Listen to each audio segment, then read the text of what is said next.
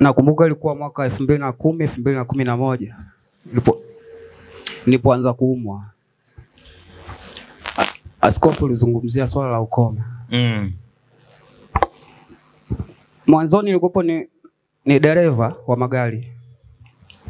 Baadaye nikaanza kusumbuliwa na hivyo kanianzia nikishika diesel natokea mtu malengelenge kama moto, kama mtu ambaye muungwa moto hivi. Baadaye kibabuka vidonda. Bas baada ukienda kucheki wakaniambia tatizo ni ukoma. Nikaanza kungatwa na panya usiku nikilala. Bas nimehangaika sana. Kama kuombewa niliombewa sana. Katika makanisa mengine muda mwingine. Wengine wanakuja nyumbani lakini matatizo yakawa yanaendelea. Nakumbuka mwaka juzi kama sikosema mwaka jana kuna mama mmoja yupo Kigoma. No, mwaka 2022. Yeah. Akaniambia kumbe mimi hata nikusaidie kitu kimoja, nikurushie namba ya askofu mmoja akuombee. Aliponiambia kwanza nikurushie namba ya askofu mmoja akuombee, kwanza kuna moyo fulani uliniingia nikasema watu walikuja wananiombea live afu kwenye sasa unaniambia bado kunitumia namba inakuaje? Basi lakini Yesu kumwambia hivyo, nikamwambia sawa nirushie. Akanirushia. Nimekaa na kipindi kile kulikuwa usiku mimi silali. Mauzauza mengi sana. Siku ya kwanza ikapita, siku ya pili usiku sikosei askofu nimekupigia simu kama sikosei kwa usiku. Ilikuwa asubuhi. Asubuhi? Baada ya shida nilizozipata usiku, asubuhi nikampigia simu nikamwambia askofu mimi hivi na hapa ni mwaka kama 10 na kitu mtu kuhangaika. Sina nguvu mtongene. Muda mwingi natumia nyumbani tu. Sifanyi chochote. Akaniambia kumbe tuanze kuomba. Kweli akawa ananiambia kwenye simu. Ananiambia kwenye simu.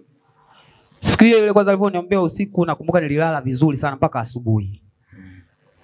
Bwana Yesu asifiwe. Panya hawakuepo tena wa kumng'ata usiku. Hakuning'ata panya. Na nililala vizuri sana siku hiyo, sitaisahau kiukweli. Nikaanza sasa taratibu kuamini kona. Siku ya pili nikampigia tena simu. Nikamwambia askofu, jana nilala vizuri sana. Naomba uniombee. Akaniombea tena.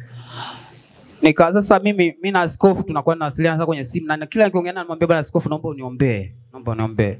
Na nikaenda kupima hospitali, wananiambia sina tatizo lolote la ukoma. Sina tatizo la ukoma. Haleluya. Yesu akafuta ukoma baada ya maombi. Kwa hiyo sasa nikawa nauguza tu vidonda ambavyo nilikuwa navyo na namshukuru Mungu.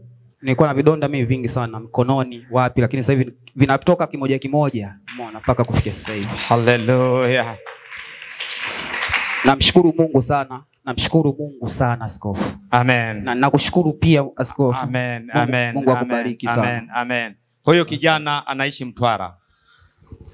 Na ametoka Mtwara kwa ajili ya kumshuhudia Mungu.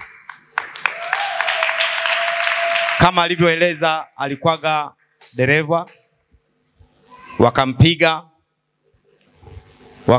baadaye wakampiga ugonjwa, akawa anaumuka, yani akifika petroli tu hivi anaumuka. Kwenda kupima hospitali wakamwambia ana ukoma. Hospitali moja iko Mkomaindo, Ndanda huko, Masasi. Wakamwambia ana ukoma. Amekaa hali hiyo miaka 16.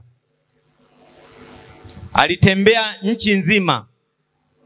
Kama tulivyokuwa nimewaeleza kwamba wenye ukoma wananyanyapaliwa. Yeye kwa sababu ya ukoma wake na madonda yake alikuwa ananuka.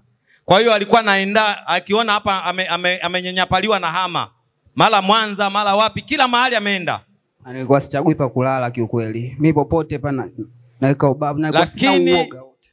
Siku moja alipopata namba yangu nilipomwombea usiku huyo, kama alivyosema kwamba usiku alikuwa lali, anasema mchana ilikuwa ni afadhali kwa sababu alikuwa anauguza madonda tu.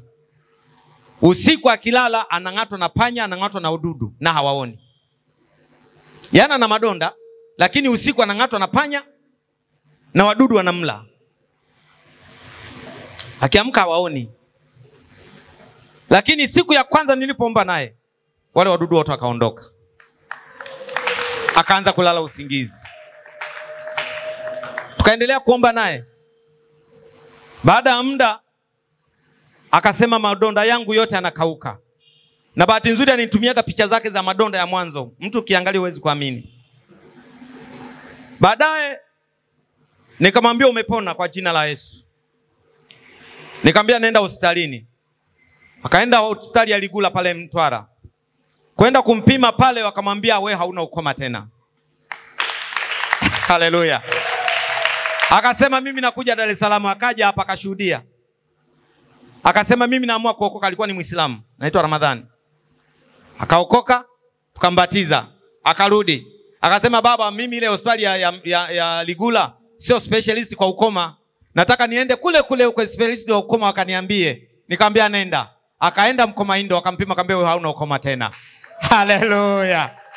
Yeah, kwa sababu yule mkoma mmoja aliporudi kushukuru, Mungu akampa wokovu. Hata huyu alipoponywa akarudi kushukuru, Mungu akampa wokovu. Haleluya. Na ukoma hana tena. Pige makofi mengi kwa ajili ya Yesu. Haleluya. Karibu sana. Karibu sana. Haleluya.